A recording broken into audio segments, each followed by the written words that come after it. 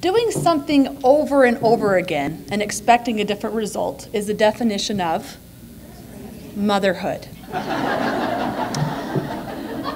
I knew with absolute certainty when I became a mother that I would remain cool. I would not participate in conversations about potty and sleep training. And above all, I would dress like I cared. Not slipping into the common trap of all of my clothes falling in the same category as Kleenex. Just for babies to wipe their fluid on. I would keep it together. When the wanted babies didn't come, others suggested that we should have faith and just try harder. Or what exactly are we supposed to try harder at? So this became my response. Will you teach me what exactly we're supposed to do? At 29, my son Nathaniel, his name meaning gift of God, was born. We were thrilled.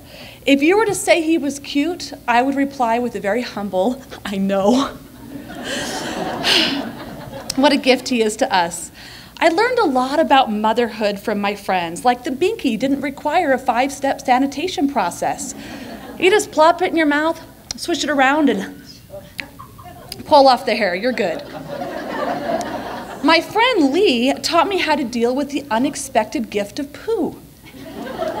One time I opened the door and to my horror, smeared poo all over the bathroom. She calmly bent down to her son, the offending party, and said, "What happened here?" Filing that away, useful. When my own son left a gift of smeared poo on the bathroom walls, I mimicked her tone. I was calm, collected. Dang, I am so good at this motherhood thing. The 20th time, I lost it. I yelled words like crap in front of my innocent 2-year-old. Standing there enraged, I understood. I didn't act upon it, but I understood child abuse. As did my wide-eyed son. He never smeared poo again. He does say crap, though, and that's my fault. My son has a form of Tourette's, and unlike what you may think, it is not a lot of poopy words being said. He has some body tics and ultra focus, just like his dad. His father's Tourette's is part of what won my heart. I could see his honesty, his pureness of intent and character, his laser focus. My son's Tourette's has led to some teasing. When the other boys pushed him down, kicking him, I called a mama summit. Yelling at her son, "You were raised better, apologize," followed by a grumbled, "I'm sorry." My gift of a son, looking into his hands, his tics, fingers going off, a sign of stress. Looking up the other boy, he said, "I forgive you." In the parking lot, the mother said to me, "It's not really my son's fault. Your son does funny things with his body." I felt some body tics coming on too. But followed my son's example. He taught me something about forgiveness, that it is seldom earned. My Elsa, her name meaning promised of God, I will confess, I actually worried if I could love a second child as much as the first, but my heart grew. She is the original Princess Elsa. Her favorite story is her story, the story of how the doctors counseled us to abort her, 2.5 days of labor. She loves that story of agony that I went through to get her here. I'm gathering little tidbits to remind her that when she too becomes a mother, like how she didn't sleep through the night till she was 14 months old, how she owes me really big. My parents live in our basement. My mother has multiple sclerosis, Parkinson's, and osteoporosis. She needs help for basic tasks.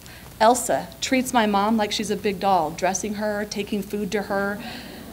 Elsa has promised me that I can live in her basement. I have that promise to hold on to. I will never be homeless. Our 10th pregnancy, I was on bed rest for 7 months. I can tell you that my 6-year-old son brought me food before himself. Such a gift. And my 4-year-old daughter gave me hours of cuddles and promises that all would be okay. One mother asked me how I could be down for so long. It was unfathomable to her because before I could answer, she replied, "My family couldn't do it without me. I'm much too valuable." I replied, "Evidently, I'm dispensable." I have a genetic translocation, the reason I have had 7 miscarriages. It's okay though, because I turned out perfectly normal. Well, you know the X-Men movie, they're mutants, right? They can throw fire and fly, and I'm a mutant too. I have the super gift of gab, but that also could be because I'm female. One day, while holding my Caitlin in the NICU, alarms went off, looking frantically around at different monitors to see what could actually be wrong with her. In my shifting, I had kinked her breathing tube. For the rest of the day, she held it, just to remind me that she actually needed that. Don't we sometimes do that as moms? Look at all the mess, alarms and monitors and noise, and miss what our kid and motherhood is really trying to teach us. Caitlin's name means pure faith. We joke now that we should have named her something that means we'll live long upon the land. I'm sure there's a Bible name with that meaning. She was with us for 54 sacred days. Someday, I imagine Nathaniel holding his firstborn gift in his arms, and Elsa holding her promises close about her. And they will look to me and they will say, "Mom, how did you do that? How did you say goodbye to our sister and give us a happy childhood?" My answer, because I love you just as much. As you gather your gifts about you and hold your promises close to your heart, remember you have the faith to do this crazy, awesome, hard job that is insane that we do it. But as Mickey Rooney said, you always pass failure on your way to success. That's just motherhood.